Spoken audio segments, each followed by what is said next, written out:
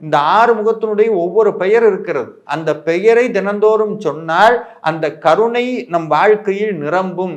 Sir, உலகத்துல யாருடைய கருணையை வேணா பெறலாம், அது சுலபம். ஆனா அது நிலையில்லாதது. உதாரணத்துக்கு எனக்கு ரொம்ப மிகப்பெரிய ஒரு அதிகாரி இருக்கிறார் அரசாங்கத்துல.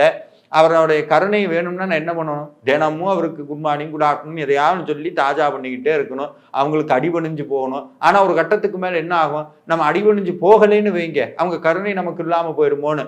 அவங்க இல்லைன்னா அந்த கருணை இல்லாம போயிடும். அதுக்கப்புறம் இது நிலை இல்லாதது.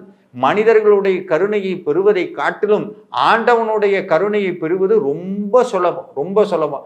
அப்படி ஆண்டவனுடைய கருணை நம்ம கிட்ட வந்ததுன்னா என்ன நடக்குமா? அருணகிரிநாதர் சொல்றார், திருப்புகளை படிச்சேன், வேற யார்ட்டையும் நான் தலை வணங்காம இருக்கேங்கிறார். வேற இந்த வாழ்க்கையில நான் யார்ட்டையும் போய் வேணும்னு நான் கேட்கல, முருகனே எனக்கு எல்லாத்தையும் கொடுக்கிறார். அந்த திருப்புகள் படிச்சங்காட்டி ஒருவரையும் மதிப்பதில்லைங்கிறார் அந்த திருப்புகள் பாயிரத்துல. அப்படின்னா மதிப்பதில்லைன்னா என்ன அர்த்தம்னா மதிக்காம போறதில்லை.